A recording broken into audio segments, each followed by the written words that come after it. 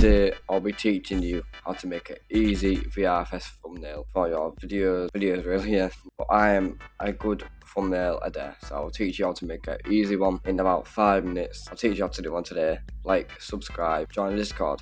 Let's go. So what you want to do is search up Photopea, or Photopea, I call it Photopea.com, and you'll bring you to this page right here. It's literally a nail-to-nail fucking copy of Photoshop, and it's free. It's been around for a long time and it's safe, don't worry. I've been using it for ages. We're gonna do is put some new project. In my opinion, do not use a YouTube thumbnail 1280 by 720 because it looks bad quality. So use a normal 1920 by 1080, which should be called thumbnail because that's a normal thumbnail resolution. So once you're on this page, grab your photo from your folder or whatever you're gonna use for your thumbnail. I'll be using this photo that I used for my latest thumbnail, but yeah, I'm going to use this one. And when you zoom in, don't do that. Make sure you have converted it to a smart object because it helps the quality. And even if the quality lessens a bit, what you can do is first brighten it up before you sharpen it. Brighten, add about 21 or 22 contrast. You can level this out a bit. 55. Then what you do is filter, sharpen, and sharpen. We'll sharpen it all up, so it looks a bit like this so far. And what you're gonna do is if you want this is for people who want an outline for their avatar, not avatars, like people in VRFS. What you do is duplicate the layer, make sure it's above it, right click, and remove BG. You have to pay for this, but you have to pay to get no ads for removing BG. But ads are literally like up to like 10 seconds. Close it, and it will move the BG from it, and it should show. Yeah, there's a new thing. So if you do that, you can see the new one. What you're gonna do is make sure you do not right click the one that's got the BG, remove BG. Right click this one here, the top one that's above the background layer, and click blending options. If you want a stroke, you can add a stroke. Don't really matter, it's your opinion. You can add a nice stroke around it. In my opinion, I would like to go with an outer glow, and make sure it's on from screen. So press on this here screen, press normal, and make sure you want the colour I want. I want white, so make sure the opacity is like middle. Size, make it about, you can choose this for yourself. I like going with about 40 to. Once you have done that, now you can. When you make sure you're on this bit, not this bit, make sure on this bit, and then press image, adjustments, vibrance. Make sure the character is more vibrant, the actual background, because it will make it stand out more. Make sure it's brighter as well. So that's not it yet. What you're going to do is you're going to press on this T here, which means text obviously. You can use whatever font you want. I'm using Comic Axis, so yeah, what you do is place it there. You can do whatever, but I'm going to put no way. What you're gonna do is press edit at the top, make sure you selected the layer, edit, free transform, and then you're just gonna grab it like that and make it as big as you want. I'm gonna make it like that big and rotate it a bit. Then what you're gonna do is press the check mark. Then what you're gonna do is press on right click the no way text layer or whatever the text is, blending options, and go down to drop shadow, and make sure use global angle is off because it'll make it so you can edit other drop shadows without it affecting the other one. So you want it full opacity, full spread, size a bit lower. Make sure you move it with your mouse to make it the placement good. And then you can also add a new one. Make sure you press on the bottom one, not top one. Make the opacity down, spread all the way down, and then move it there so it has another drop shadow, so it looks like that's a stroke, but the strokes look different. Then what I'm going to do personally is make it red. Once it's red, it looks a bit plain.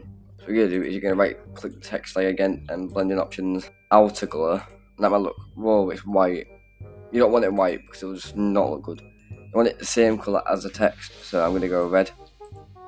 And it already looks perfect. I just want to make it so it doesn't cover up the full thing. Now you've done that, I'm actually going to rotate it a bit less because I want it bigger, but I want it to be like over the character, but you can stop that from happening by putting it behind it. And then yeah, look at that. What else you can do to make it, if you want it to look different to that, which I am going to do, because that's just what I usually did. Now what you can do is make it white, and then keep the red outer glow, and add a stroke.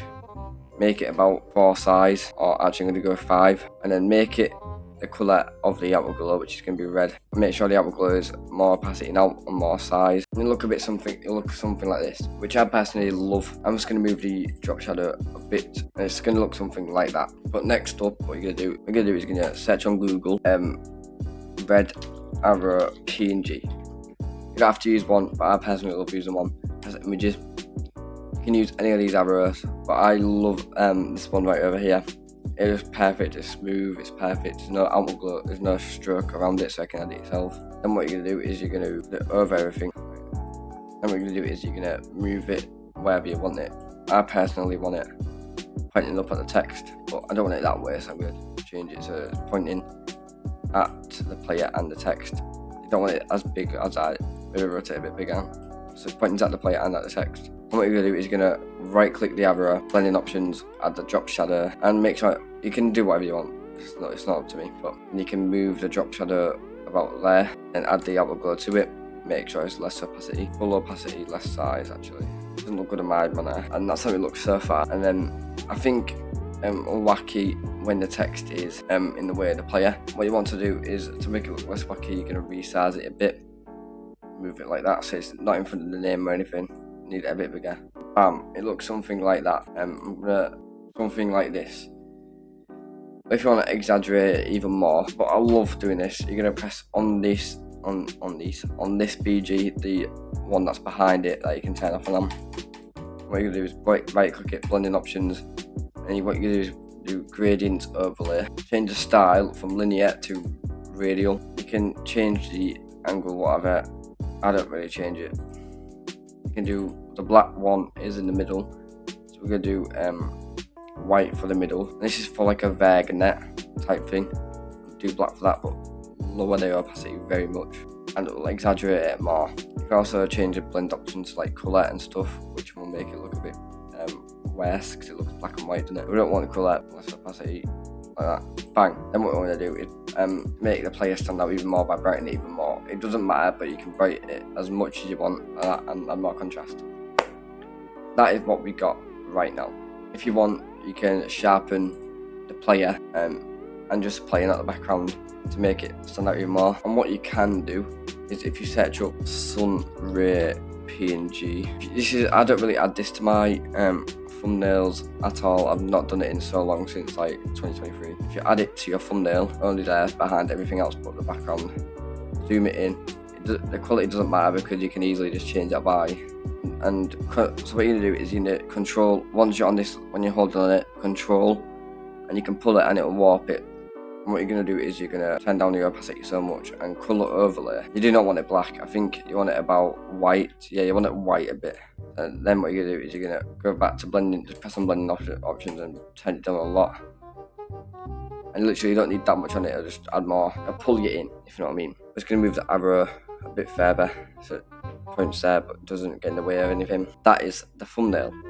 So you can do whatever you want. That's just a tip on how to make VRFS thumbnails. And yeah, I hope that helps you massively with continuing content creation for VRFS, being able to make a better thumbnail. If this helped you, like, subscribe, comment down below. This helped me, and yeah, join the Discord below, and yeah, subscribe to my main, and I will see you tomorrow. Peace out.